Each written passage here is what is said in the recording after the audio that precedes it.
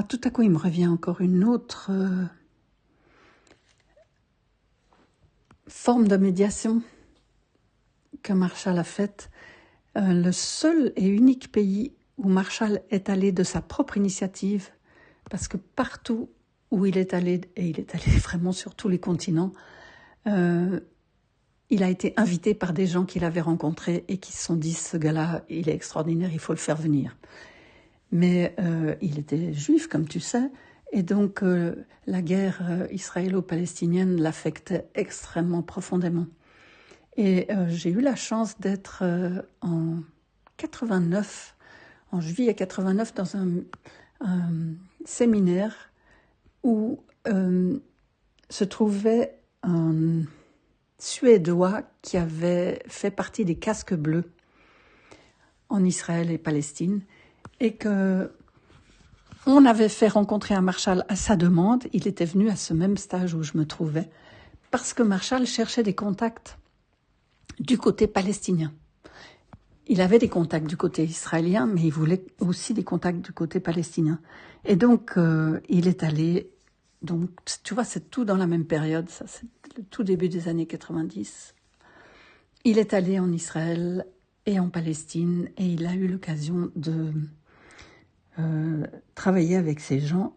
Et un beau jour, je ne sais plus très bien quand c'était, mais ça devait aussi être dans la première moitié des années 90, il a fait venir, moi je dirais,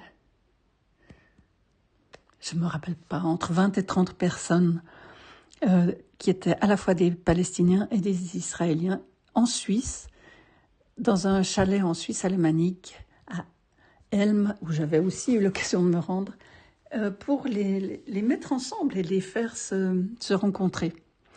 Je voulais juste évoquer cette histoire parce qu'elle est quand même remarquable également, et que ça s'est fort bien passé là-bas. Bon, tout d'abord, toutes ces personnes, évidemment, étaient en dehors de leur pays, et en plus, elles venaient toutes motivées par l'utilisation de la communication non violente. Donc là aussi, je me souviens que Marshall était absolument enchanté d'avoir pu permettre à tout le monde de pratiquer la communication non violente, de s'écouter mutuellement, de s'entendre. C'était pas cette fois-là à proprement parler une médiation, à ma connaissance, parce que j'ai pas entendu dire que des conflits aient éclaté entre les personnes présentes. Mais c'était quand même un moment, on pourrait dire, un peu historique. Ensuite, je dirais que ce qui est frappant, c'est que dans toutes ces histoires, il faudrait une continuité, et que dans toutes les histoires que j'évoque, le problème majeur, souvent, ce sont les fonds. Je ne crois pas qu'ailleurs qu'en ex-Yougoslavie, Marshall n'ait jamais été payé, et que pour se rendre dans ces différents endroits, c'est lui qui devait payer d'une part, et même payer pour les autres, ce qu'il faisait très volontiers.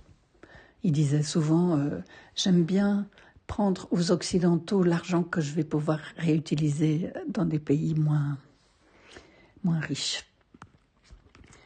C'était son humour.